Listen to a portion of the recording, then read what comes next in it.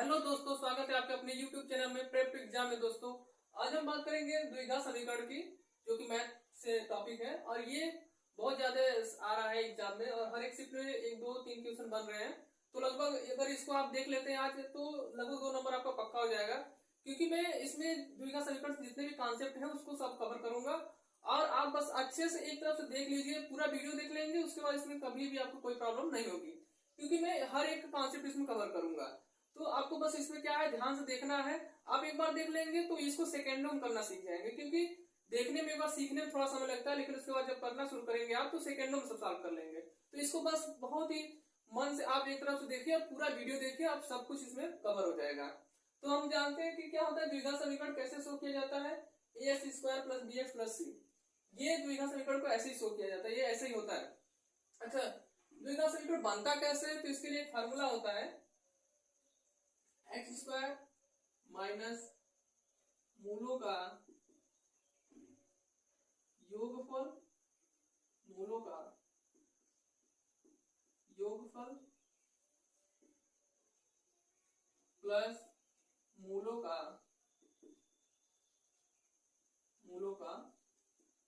गुणनफल, ये होता है। और उसमें इस वीडियो में वो भी जो मूलों की प्रकृति निकालने के लिए आ रहा है, बार बार आ रहा है कि कब काल्पनिक होगा, कब असमान होगा, उसका मूल कब मतलब बराबर होगा। तो ये सभी कॉन्सेप्ट में कवर करूंगा, लेकिन उससे पहले क्या होगा कि उसका जो बेसिक है उसको सीखेंगे। उसके बाद हम बताएंगे कि वो कैसे बनता है, क्योंकि वो थोड़ी सी आगे चीज है और ये पहले है शुरुआत में, तो इसको सीखना बहुत जरूरी है। तो अच्छा, अगर हम मान लेते हैं कि इसके मूल क्या है, अल्फा और बीटा, माना क्या है मूल अल्फा बीटा है, तो क्या बन जाएगा समीकरण, बन जाएगा x² माइनस मूलों का योगफल alpha plus beta into x होता है यहाँ x प्लस मूलों का गुणनफल हो जाएगा अल्फा इंटू बीटा। ठीक है, तो इसी से बन के ये क्या है, समीकरण बना है, इसी फॉर्मूले से समीकरण बनता है। अच्छा, एग्जाम पूछता कैसे है, क्या होता है, कैसे देता है, तो क्वेश्चन हम लिख लेंगे कि कैसे क्वेश्चन देता है और उसमें क्या पूछता है। तो जैसे क्वेश्चन दे दिया x² माइनस 2x माइनस 15 दे दिया समीकरण, x² 2x माइनस 15 के मूल ज्ञात कीजिए, के मूल ज्ञात कीजिए। दोस्तों देखेंगे आज हम आपको ऐसे समझा देंगे कि आप इसको बहुत ही मतलब कम सेकंड में करना सीख जाएंगे। बस थोड़ा सा सीखने में समय लगेगा, लेकिन आप जब करने लगेंगे तो सेकंडों में कर लेंगे। देखिए कैसे होता है, हम समीकरण को लिख लेते हैं x² माइनस 2x माइनस 15। ठीक है, ये देखिए क्या है, अल्फा प्लस बीटा ये मिलके बना है, अल्फा इंटू बीटा ये मिलके बना है। इसका मतलब इसमें क्या है, इसका फैक्टर, इसका गुणनखंड करना होगा हमको। तो हम लिख लेते हैं 15 को, इसका गुणनखंड करेंगे तो कैसे तोड़ेंगे, 3 5 15, 3 इंटू 3 गुणे 5। अच्छा, ये हो गया। अब देखिए हमको यहाँ समझने वाली बात होती है कब प्लस कब माइनस होता है, ये गलती सब करते हैं और इसी को आपको समझना है। ये समझ गए तो आप दोबारा कभी गलती नहीं करेंगे, हर एक सवाल को आसानी से कर लेंगे। इसमें देखिए माइनस 15 है, तो इसका मतलब हमको इसमें कोई एक माइनस रखना होगा, तभी ये गुणा करने पर माइनस आएगा, क्योंकि दोनों प्लस में रहेगा तो प्लस में आ जाता है, दोनों माइनस में कर लेंगे तभी प्लस में आएगा। लेकिन हमको चाहिए क्या, गुणा माइनस में चाहिए, तो हमको या तो 3 को माइनस में करना होगा या तो 5 को माइनस में करना होगा। तो हम करेंगे किसको, ये पता करने के लिए हम इसमें देखते हैं, ये alpha into alpha plus beta वाला, कि ये चिन्ह कैसा है। ये चिन्ह अगर माइनस है तो इसमें जो बड़ी संख्या होगी वो माइनस हो जाएगा, अगर ये चिन्ह प्लस में होता तो जो बड़ी संख्या होती है प्लस हो जाता। तो हम यहाँ पे क्या ले लेंगे, 5 को माइनस में ले लेंगे।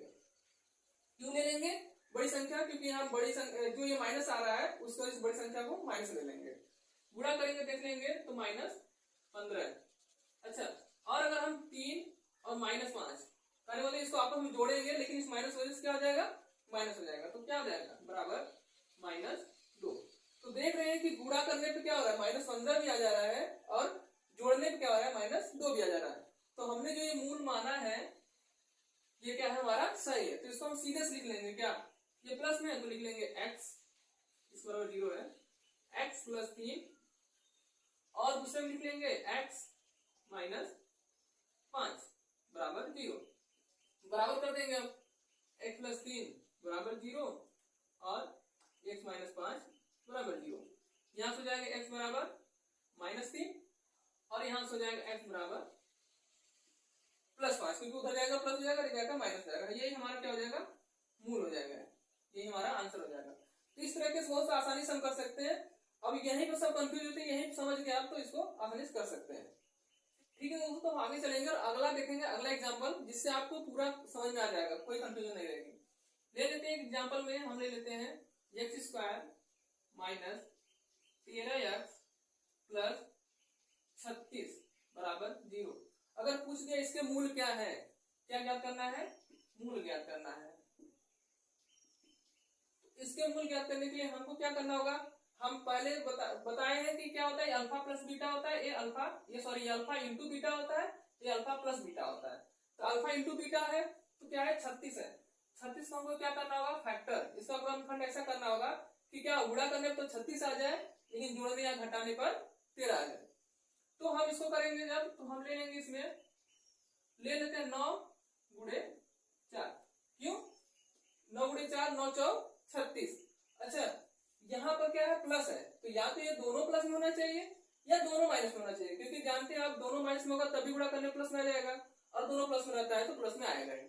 अभी डिसाइड क्या होगा कि कैसे होगा कि माइनस में होगा कि प्लस में होगा, इसके लिए हम क्या करेंगे, यहाँ देखेंगे बीच वाली संख्या। बीच वाली संख्या क्या है, माइनस में है, माइनस में इसका मतलब दोनों क्या होगा, माइनस में हो जाएगा।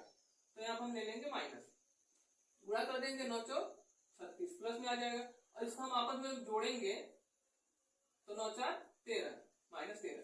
देख रहे हैं इससे क्या होगा कि हमको पता चल गया 36 भी प्लस में मिल रहा है और ये -13 भी इसमें आसानी से मिल जा रहा है।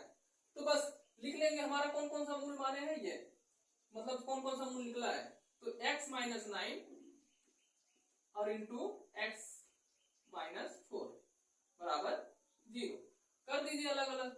x माइनस 9 बराबर 0, x माइनस 4 बराबर 0। यहां से हो जाएगा x बराबर 9 और यहां से हो जाएगा x बराबर 4। इस तरह से हम आसानी से निकाल सकते हैं। तो बहुत ही सिंपल होता है, बस हमको यहाँ फैक्टर पर ध्यान देना होता है। और जैसा होगा, अगर ये प्लस में होता तो हम इन दोनों क्या करते हैं, प्लस में ले लेते हैं, लेकिन यहाँ माइनस में था इसलिए क्या ले लिए, दोनों माइनस में लिए। ठीक है, तो हम दोनों तरीके को समझा दिए, वो वाला भी और ये वाला भी, तो इससे आप आसानी से कर लेंगे। ठीक है दोस्तों, फिर हम आगे चलेंगे और देखेंगे कि मूलों का योगफल भी पूछने के लिए आता है। एक समीकरण दे देगा, इक्वेशन दे देगा, द्विघात समीकरण, और कह देगा मूलों का योगफल निकालिए, मूलों का गुणनफल निकालिए। तो इस कॉन्सेप्ट को भी हम समझेंगे। ठीक है, सेकंड कॉन्सेप्ट को भी हम समझ लेते हैं, जो सेकंड तरीका दूसरा टाइप का बनता है, टाइप 2। इसमें क्या करेगा, इसमें दे देता है ऐसे समीकरण, मान लीजिए क्या होता है, हम तो जानते हैं कि क्या होता है, x² bx प्लस c। अब लोग जानते हैं कि ऐसे शो किया जाता है द्विघात समीकरण को। अच्छा अब इसमें क्या है कि ऐसे पूछ देगा मूलों का योगफल निकालिए। तो मान लीजिए माना मूल अल्फा बीटा है। ठीक है, तो जब कहेगा मूलों का योगफल निकालिए, तो मूलों के योगफल के लिए होता है फार्मूला अल्फा, मूलों का योगफल मतलब alpha plus beta minus B by a. ठीक है, इसमें क्या होता है, x का जो गुणनखंड होता है, गुणनफल होता है, ऊपर लिख देते हैं, और जो x स्क्वायर गुणनफल होता है नीचे लिख देते हैं। तो ये फार्मूला आपको याद करना होगा, अल्फा प्लस बीटा बराबर माइनस बी बाई ए। अच्छा गुणनफल के लिए क्या होगा, अल्फा इंटू बीटा, मूलों का गुणनफल सी बाई ए, सी अपान ए। इस टाइप से यह फार्मूला आपको याद रहेगा, तो आसानी से आप क्या निकाल लेंगे, मूलों का योगफल और मूलों का गुणनफल। ठीक है, फिर हम इसका एग्जांपल देखेंगे कि कैसे होता है, सवाल में कैसे आएगा। तो एग्जांपल हम ले लेंगे, जैसे कि दे दिया 2x² माइनस 7x प्लस दे दिया मान लीजिए 5। ठीक है, ऐसे समीकरण दे देगा और पूछेगा मूलों का योगफल निकालिए, मूलों का गुणनफल निकालिए। तो इसके लिए क्या करना होगा, मूलों का योगफल मतलब क्या होगा, alpha plus beta minus B by A. B यहाँ पर हमारा क्या है, 7 है, माइनस तो पहले से फार्मूले में होता है, और इसका भी माइनस, तो -7 अपान ये क्या हो जाएगा अपॉन 2 हो जाएगा, क्योंकि ए हमारा क्या है 2 है यहाँ पर। तो कितना हो जाएगा, ये हो जाएगा 7/2। अल्फा प्लस बीटा निकल गया, मूलों के योगफल निकल गया। मूलों गुणनफल के लिए क्या होता है, अल्फा इंटू बीटा सी अपान ए।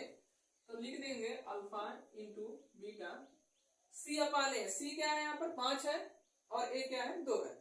क्या हो जाएगा 5/2। एक आंसर ये होगा, एक आंसर ये होगा, बस आसानी से निकाल लेंगे। बस एक बार सीख लिया तो आप आसानी से कर लेंगे इसको। दोस्तों आगे चलेंगे और देखेंगे कभी कभी ऐसे भी सवाल आ जाता है, कहता है वह द्विघात समीकरण ज्ञात कीजिए जिसके मूल 7 और -5 है। कुछ दो मूल दे देंगे आपको और उससे क्या कहेंगे आप द्विघात समीकरण ज्ञात कीजिए। अभी तक हम द्विघात समीकरण से क्या निकालते थे, मूल निकालते थे, मूलों का योगफल निकालते थे, मूलों का गुणनफल निकालते थे। लेकिन अब क्या कह रहा है कि वह द्विघात समीकरण ज्ञात कीजिए जिसके मूल 7 और -5 है। मतलब मूल दे दिया है और क्या निकालना है, उसके समीकरण को निकालना है। तो इसके बारे में हम आपको शुरुआत में फार्मूला बताए थे, क्या बताए थे कि x² माइनस मूलों का योग मतलब alpha plus beta into x और मूलों का गुणनफल प्लस मूलों का गुणनफल अल्फा इंटू बीटा। बस इसी को आप रख लेंगे। हम मान लेते हैं जो हमारा मूल दिया है, जो दिया है अल्फा बराबर क्या है 7 है और बीटा बराबर क्या है -5 है। ठीक है, बस रख देंगे, इसी समीकरण हमारा मिल जाएगा।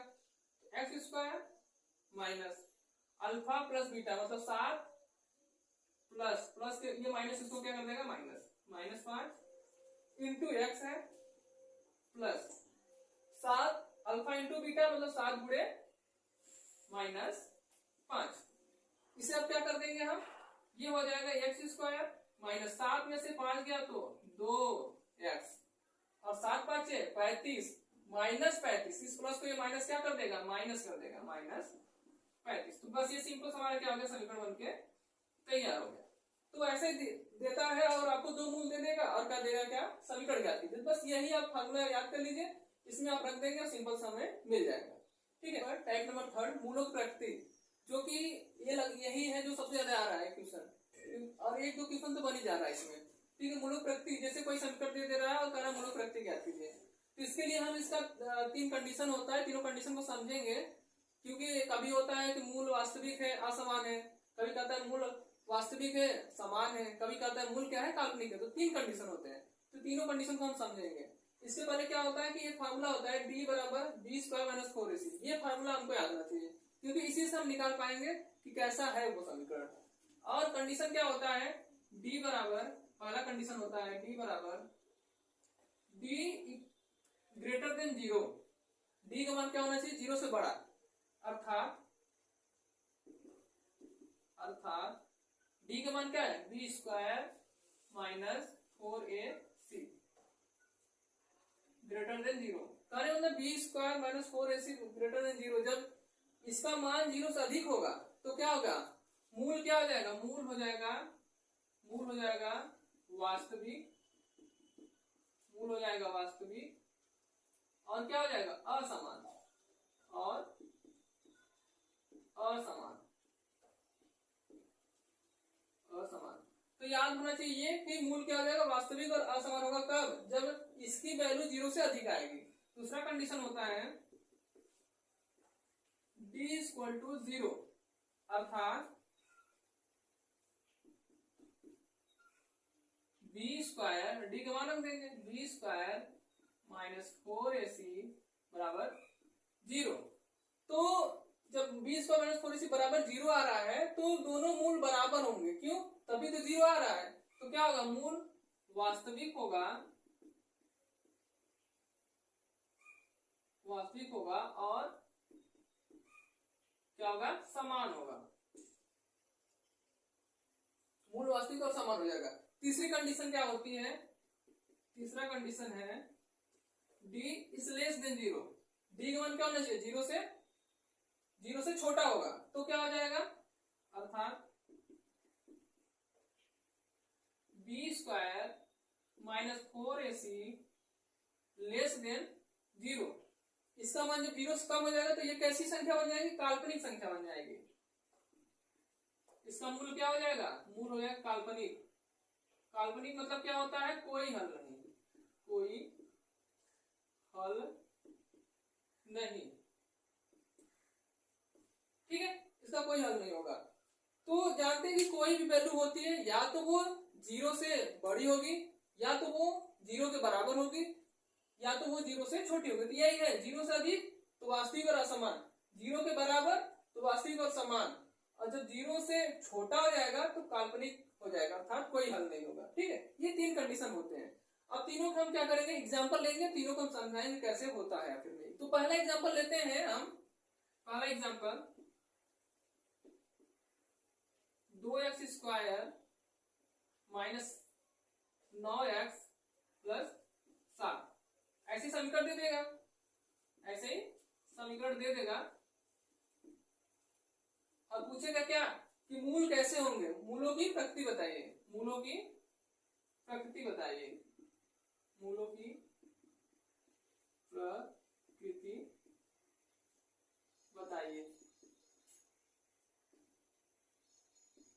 तो बस इसके लिए क्या होगा, हम इसी समीकरण का इक्वेशन का यूज करेंगे और देख लेंगे कि कौन सा कंडीशन फॉलो कर रहा है, जो उसको फॉलो करेगा वो उसका वैल्यू हो जाएगा। तो यहाँ पर हम पहले निकाल लेंगे वैल्यू इस, ए बराबर क्या हो जाएगा 2, बी बराबर क्या हो जाएगा -9, सी बराबर क्या हो जाएगा 7।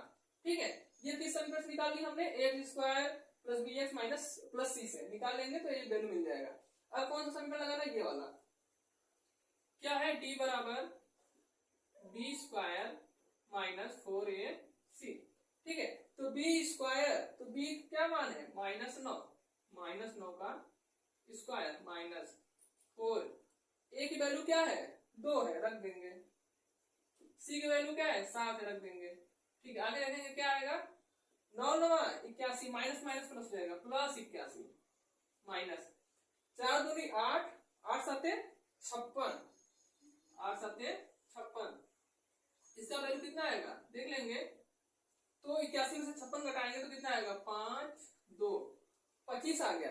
ये 25 जो वैल्यू आई ये क्या है, 0 से अधिक है, कम है या बराबर है, तो ये क्या है 0 से अधिक है, अर्थात कौन सा कंडीशन अप्लाई होगा, d की वैल्यू 0 से अधिक है। तो कौन सा कंडीशन है कि ये d बराबर d greater than 0, d greater than 0, तो क्या होगा मूल वास्तविक और असमान, पहला कंडीशन वास्तविक और असमान। अगला एग्जांपल सेकंड क्या होगा, ले लेंगे x² माइनस 6x प्लस 9, इसका क्या पूछ देगा मूलों की प्रकृति, इसमें क्या होगा मूलों की प्रकृति पूछ देगा, प्रकृति। तो सबसे पहले क्या करेंगे, हम यहाँ से a b c की वैल्यू निकालेंगे। a बराबर क्या होगा, इसका क्या गुणक है, कुछ नहीं है तो 1 हो जाएगा, b बराबर क्या हो जाएगा -6 हो जाएगा, c बराबर क्या हो जाएगा 9 हो जाएगा। ठीक है, अब कौन सी फॉर्मूला लगाएंगे, ये वाला d बराबर b² माइनस 4ac, लिख देंगे d बराबर b² माइनस 4ac, वैल्यू रख देंगे, इसमें क्या हो जाएगा, वैल्यू रखेंगे तो b की जगह रख देंगे -6 का होल स्क्वायर माइनस 4 गुणे a की वैल्यू 1 और c की वैल्यू 9, हल कर लेंगे तो 6 से 36 माइनस माइनस प्लस हो जाएगा, 36 माइनस 9 4 36, ये हो जाएगा 36, 36 में से 36 गया कितना आ जाएगा 0 हो जाएगा, ये हो जाएगा 0। तो ये 0 क्या है 0 के बराबर आ गया, तो मतलब इसका मतलब क्या होगा d बराबर क्या आ गया 0 आ गया। तो d बराबर 0 आ गया तो कौन सा कंडीशन, सेकंड कंडीशन वास्तविक और समान, मूल कैसे हो जाएंगे वास्तविक और समान। ठीक है, ये सेकंड हो गया। तीसरा एग्जांपल, तीसरे के लिए क्या होगा, ले लेते हैं एक एग्जांपल हम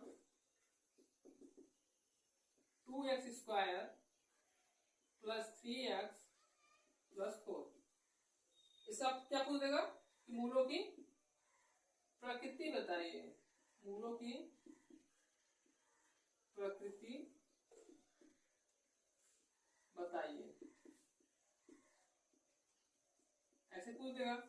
तो आपको हमने बताया क्या, सबसे पहले क्या करना होगा, इसका वैल्यू निकाल लीजिए एबीसी का। तो यहाँ से ए बराबर क्या हो जाएगा 2, बी बराबर क्या हो जाएगा 3, सी बराबर क्या हो जाएगा 4। ठीक है, फार्मूला कौन सा है, डी बराबर बी स्क्वायर माइनस 4ac लगा दीजिए। डी बराबर बी स्क्वायर माइनस 4ac, ये हो गया। वैल्यू पुट कर दीजिए। डी की वैल्यू क्या है 3 है, 3 का स्क्वायर माइनस 4, ए का क्या है 2, सी क्या है 4। ठीक है, अब इसको हल कर लीजिए। सॉल्व करेंगे तो क्या होगा, सॉल्व करने पर 3 3 का 9, 9 माइनस 4 दूनी 8, 8 चौक 32, ये हो गया 32। इसको जब हम घटाएंगे 9 में से जब 32 घटाएंगे तो माइनस में आएगा, आपको पता है माइनस हो जाएगा, और माइनस 23 कितना आ गया माइनस 23। ये 23 माइनस 23 क्या है, जीरो से अधिक है कि बराबर है कि कम है, तो जीरो से क्या हो जाएगा, ये कम हो जाएगा। अर्थात डी बराबर क्या हो गया, डी का मान क्या आ गया, जीरो से कम आ गया। कौन सा कंडीशन, कंडीशन नंबर 3। इसका क्या है काल्पनिक, ये क्या हो जाएगा काल्पनिक हो जाएगा, काल्पनिक संख्या। ठीक है, काल्पनिक मूल हो जाएगा, ये हो जाएगा काल्पनिक मूल। ठीक, तो इस तरह से हम निकाल लेंगे। तो हमने बहुत बढ़िया से आपको समझाया, और हमको पता है कि आप लोग समझ भी गए होंगे कि पहले कंडीशन को भी मैंने एग्जांपल लेकर समझाया, दूसरे वाले को भी, तीसरे वाले को। कहने का मतलब कि जीरो, कोई वैल्यू या तो जीरो से बड़ी होगी, या तो जीरो बराबर होगी, या तो जीरो छोटी होगी। बस ये 3 कंडीशन होता है। जब बड़ी आई तो कौन सा, वास्तविक और असमान। जीरो बराबर आ गया तो वास्तविक और समान, और जीरो से छोटा आ गया अर्थात माइनस में आ गया तो काल्पनिक हो जाएगा। बस ये 3 कंडीशन आपको, ये 3 कंडीशन बनते ही हैं, और ये तीनों कंडीशन से एग्जाम में आ रहा है आपको। ठीक है, ठीक है दोस्तों, तो फिर हम देखेंगे मूलों प्रकृति के जो हम कंडीशन बताए तीनों, उसमें से सवाल भी बनाता है। उसमें क्या होगा, कभी के दे देगा, कभी कुछ दे देगा, और पूछ देगा कि उसका मान ज्ञात करिए। ठीक है, जैसे इसमें है सवाल में, समीकरण 3x square minus 9x plus के मूल समान हो तो के का मान ज्ञात कीजिए। जब कह रहा है कि दोनों मूल क्या हो, समान हो, तो के का मान निकालिए। तो मूल समान हो तो उसके लिए हम क्या बताए हैं कि d बराबर क्या होता है, माइनस d बराबर बी स्क्वायर माइनस 4ac।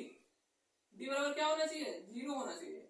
ठीक है, तभी मूल क्या होता है, समान होता है। अर्थात बी स्क्वायर माइनस 4ac बराबर 0। तो क्या हो जाएगा, अब यहां से हम समीकरण लिख लेंगे। समीकरण क्या था, 3x square minus 9x plus के। यहां से a की वैल्यू क्या हो जाएगी 3, b की वैल्यू क्या हो जाएगी माइनस 9, और c की वैल्यू क्या हो जाएगी के। उसी को हम इसमें पुट कर देंगे, रख देंगे। तो b बराबर यहाँ क्या है माइनस 9, माइनस 9 का स्क्वायर माइनस 4, a की वैल्यू क्या है 3, c की वैल्यू क्या है के बराबर 0। कर देंगे 9 गुणे 9, 9 9 81, माइनस माइनस प्लस हो जाएगा, 4 3 12, 12 के बराबर 0। ठीक है, क्या करेंगे 12 के उधर ले जाएंगे, 81 के 81 यही रहेगा बराबर 12 के। क्या निकालना है, के की वैल्यू निकालनी है। तो के बराबर क्या हो जाएगा, यहाँ से के बराबर लिख देंगे हम 81 बटे 12। इसको अगर कट हो रहा है तो इसको काट कर हम छोटा भी कर सकते हैं, 3 से कट कर देंगे, 3 से ऊपर नीचे कट कर देंगे तो ये जाएगा 27 3 81, और ये 4 3 12। तो के की वैल्यू क्या आ गई 27 बटे 4। तो अगर कभी के की वैल्यू, बी की वैल्यू, ए की वैल्यू ऐसे पूछ देगा तो हम ऐसे मूल जब समान होंगे ये कंडीशन अप्लाई करेंगे। जैसा जो कंडीशन पूछेगा वो वाला अप्लाई कर देंगे। 3 कंडीशन मैंने बताया है, तो ये मूल समान होंगे तो मैक्सिमम इसी पे आता है। तो इसमें हम रख के क्या करेंगे कि ए बी सी डी जो भी होगा उसकी वैल्यू हम निकाल लेंगे। आई होप आप लोग समझ गए होंगे, और मैंने अपनी तरफ से पूरा 100% कोशिश किया कि आप लोग को समझा सकूं पूरा कॉन्सेप्ट। अगर आप इसको पूरा वीडियो देख लेते हैं तो आपको ये क्या होगा पूरा समझ में आ जाएगा, और आपको कोई गलती नहीं होगी, हर एक सवाल को आप कर लेंगे आसानी से।